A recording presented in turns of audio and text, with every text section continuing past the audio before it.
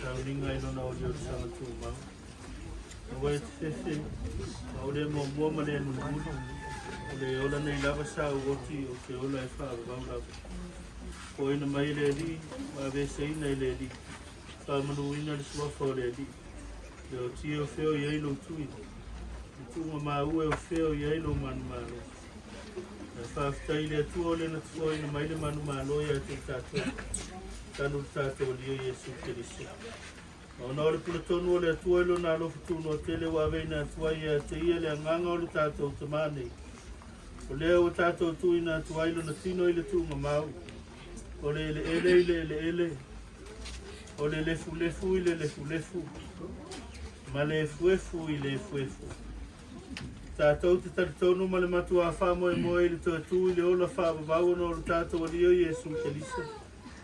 O le na te li ua o tātou nei tino ua lea. Ina i e whaia e wha tāu le tino mātang o fie tusa ma le mana na te mawhaia. Ana wha ato i lalo i na e o mea uma. Ia te i lava. Ke li soe oe le tupu mamalu. Oe o le alo e wha babau o le tamaa. E manu malo i le tui ngā o le oti. Whaavano aina le oe o le malo o le langi mo tangata whaatua tua o mala. A muia e ua oti o i le ali. O le alava o whetalai mai ai le anga. Ina ua lātou malo o loia lātou ngā luenga tinga. O le mea leo ua lātou i luma ai o le no whaali o le atua. Ua lātou au na fo ia te ia ilo na malu i le au malipo. O ana au na foi la tau te au na ia te ia. La tau te vava ia te foi o na fonga. E iai foi o la tau mua ulu lo na suafa. Se o tātou te tālo. Le atua silisili e se. O le maliu o lo walo pele o Yesu Keliso. Tātou i lalo i nai le oti. Malona malo o longa i le oli o lisanga na whapa ia i nai tu ngā mautanga te pa ia. Malona tu mamalu au mai ai le ola ma le ola atali le malama. Mātou te ole atu. I e talia mai le mātou whaafitai le lava ona o le nāmanu malo i le oti ma le tuunga malu. Mai e saunia mo i mātou mai lātou uma o e ua momoe i lona suafa. I e tau fia i mātou le mawhitanga whaabau whaatasi mai lātou uma. O e lau si o mia la o fio i le langi. Ina i whaatasi e i mātou mai ia.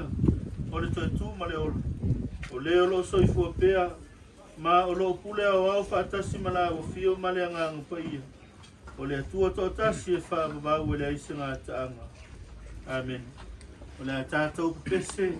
I le pese wha ma vai le uso ke usiana. Talo pa uso e to whaina o. Uasa.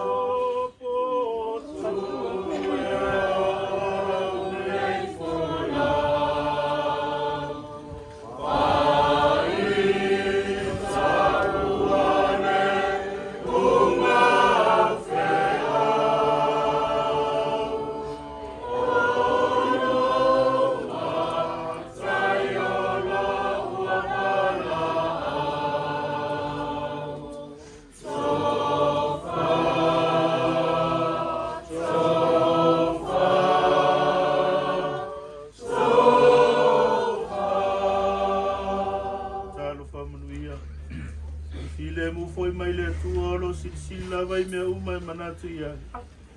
Leo ina yo uto loto ato mo uto mafau. Ile poto male lofo le tuo mo na alo Yesu ke liso lo tato wali. Ile mane manuia le tuo le tama male alo male nga pa ia. Ye ya te uto pe lava Yesu uma e leo no. Amen. Yelo mo na jumlo.